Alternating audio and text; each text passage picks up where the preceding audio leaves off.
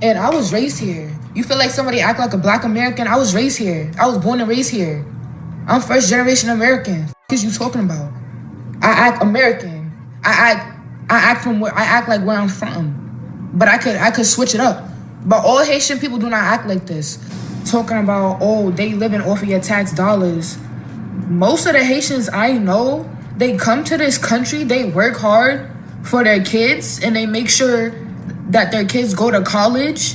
They come here, they become home health aides, CNAs, all this doctor shit. They go through mad bullshit in the workplace to make a living in America where they couldn't do in Haiti. They come to America and shit. They shit on the American people. And I feel like that's why the fuck I'm mad. And I'm so sick and tired of y'all always shitting on my people, bro. Y'all always shitting on my people. Leave Haitian people the fuck alone. Leave them the fuck alone. Fuck is you talking about? Haitians are beefing with FBAs. Why?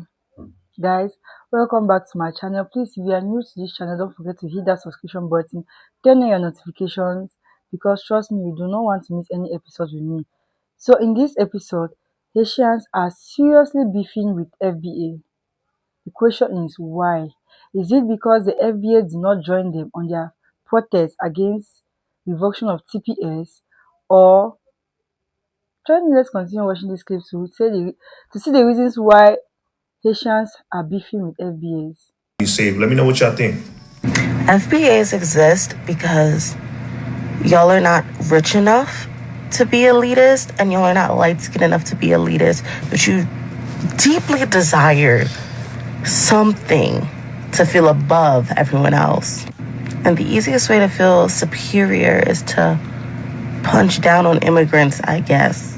And it's interesting because there's another group of people who like to do that, but if I get into that, y'all gonna call it tethered babble, because that's what y'all love to say.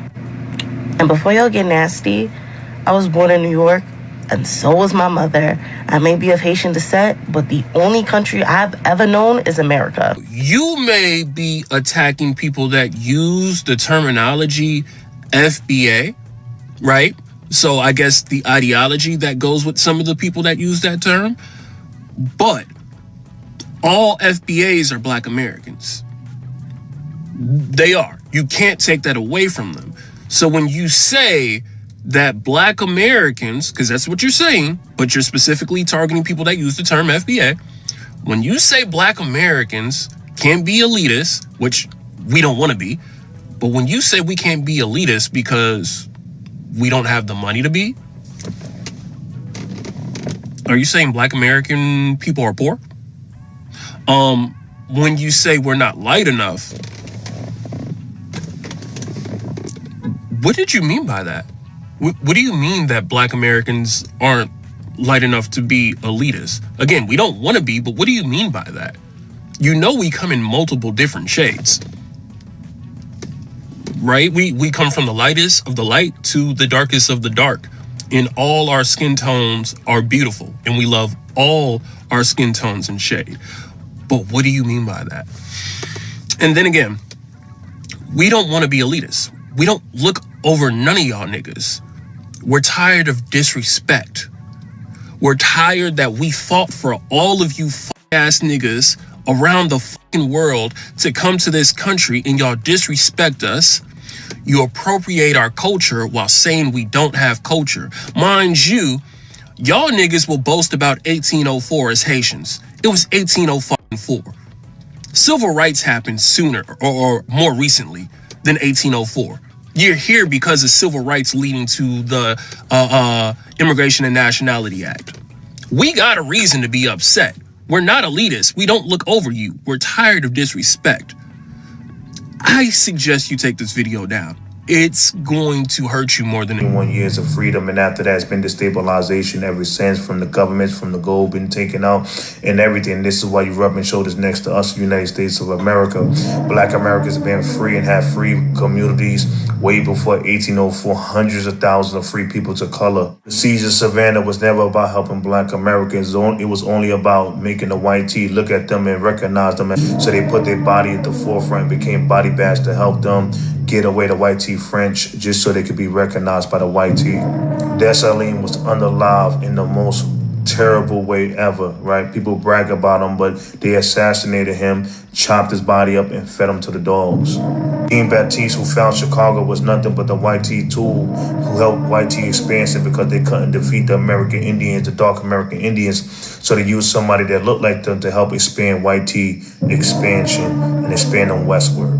Unlike a lot of people, we have ethnic and cultural pride, so we're never going to say if it wasn't for Black Americans, there would be no Haitian Revolution. But when you, for some reason, you guys like to say if it wasn't for Haitian Revolution, nobody would fight, and they are the only quote-unquote free Black nation.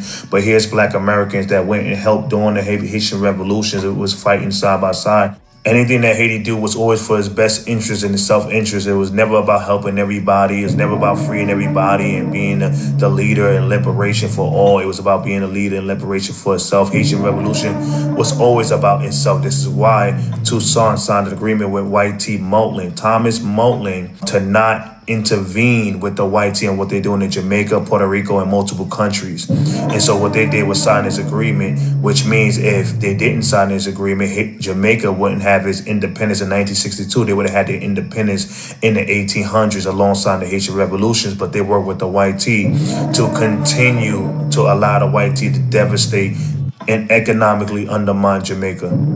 But it wasn't just Toussaint, it was also John Dessalines, who also signed with the white tea and made deals not to intervene or have any rebellion against the white tea, allowed them to run rampant in Jamaica, Puerto Rico, and all these different places. Look up the deals and the diplomatic agreements that they had with the white tea.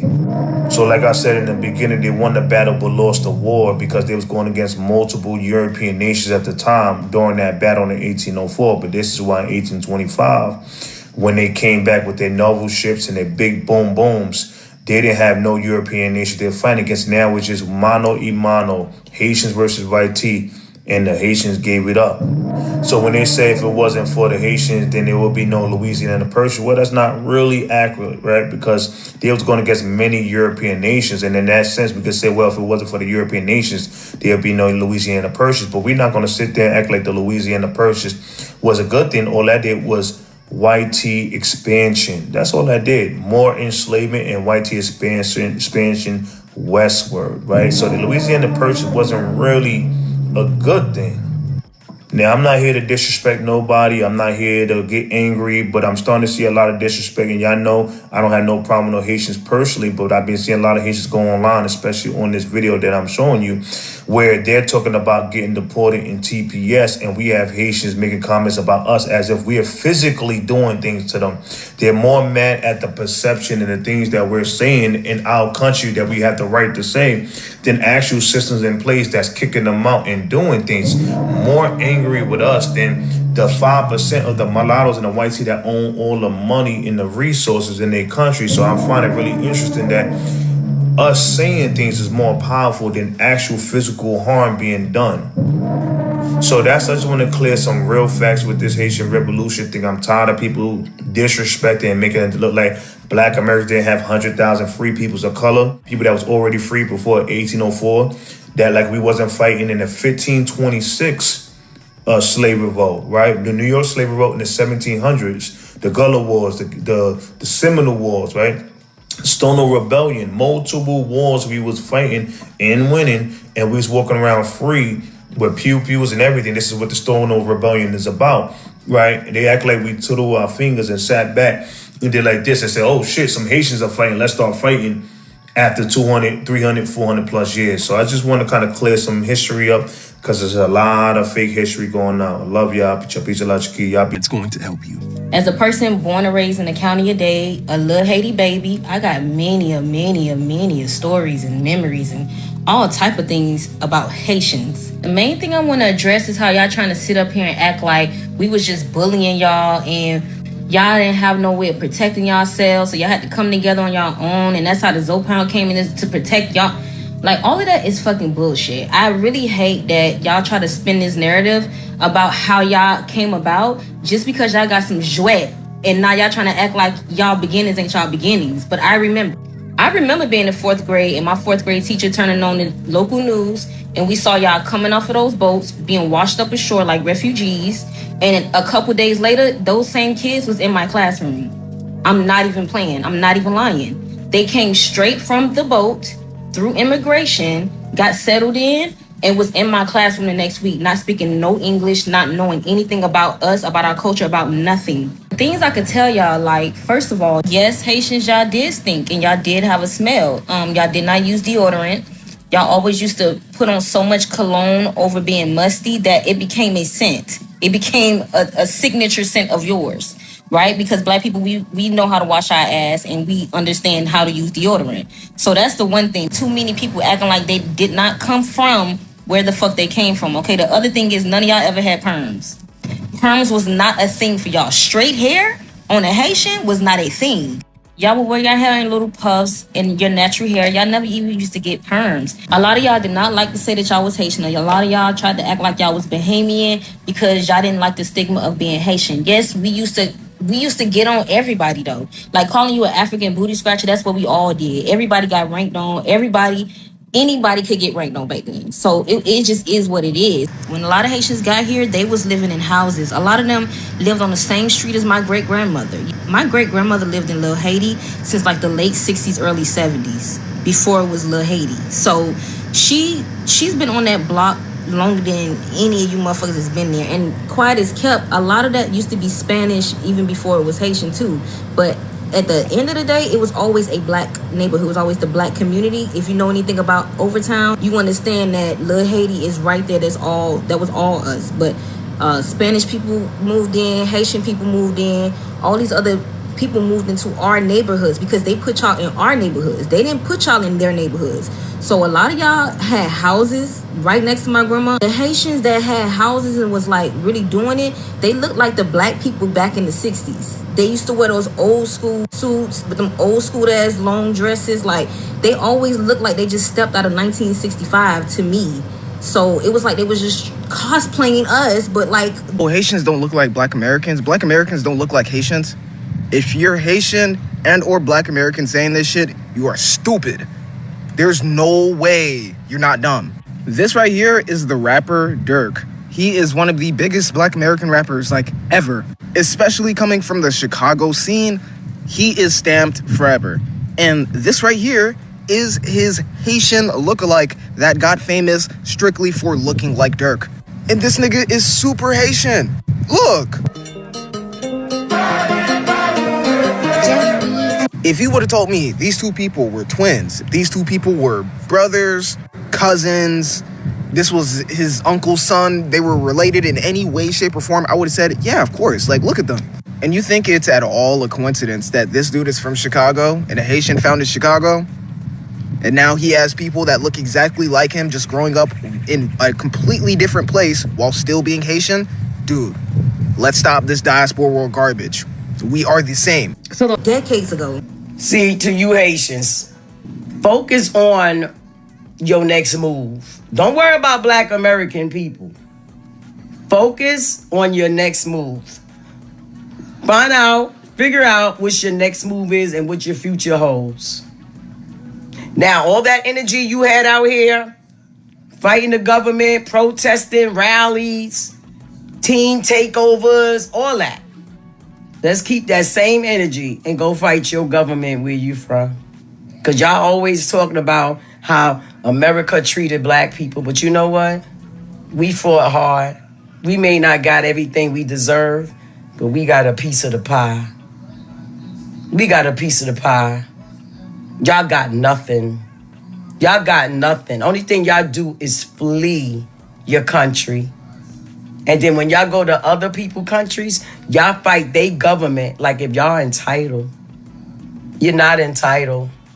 Take that same energy and take that shit back to where you came from and let's see. Let's see.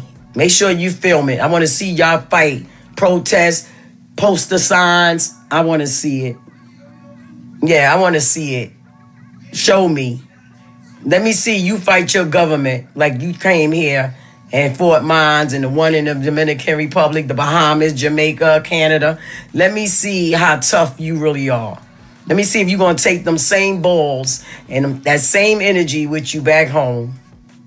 So stop focusing on Black America and focus on what you got. The only thing that makes Black Americans in the United States different than Black Americans that are Haitians is that they won their freedom. They won your freedom as well. But it's clear that from the cutoff that all y'all learned from the United States was how to be assholes, how to judge people, and y'all busy judging Haiti. Be like, oh, I'd never be associated with that. What are you talking about? Y'all have lost your minds. And the reason why Black people, Black Americans, whether they be in Haiti or whether they be in the mainland of the United States, are the only people I address is because I expect more from you. I expect you to be the noble God's people. They have upheld their end of the bargain while we over here acting like colonizers, telling people they're not good enough to be us. Nigga, you're still a Black subject to the United States. So until we first of all find out who we are and fight for our own freedom, and respect our mother's land, which is and will always be Haiti, because Haiti is also connected to the 13 colonies. I already told y'all that. The important part is as Black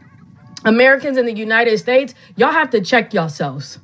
Seriously, check yourselves about how y'all now act just like colonizers. Oh, being gay, how could you ever? And oh, we don't want to be Black Haitians. They have gangs. Nigga, so do y'all. The fuck?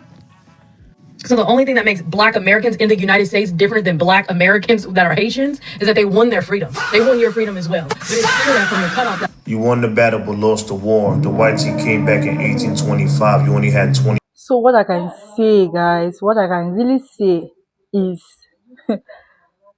why the beefing? FBAs do not have anything to do with you guys Haitians. Your revocation was not done by FBA. It was done by the head. Go to Donald Trump and give your complaint there. Why beefing with these people? Why not the white Americans? Why beefing with FBAs? Tell me your thoughts in the comment section what you think about this. If you think these people are beefing with the Haitians, with the Black Americans, it's correct. Tell me. I want to know your thoughts in the comment section. And please don't forget to like this video. Don't forget to share this video. And if you are new to my channel, don't forget to hit that subscription button. I'll see you in my next episode.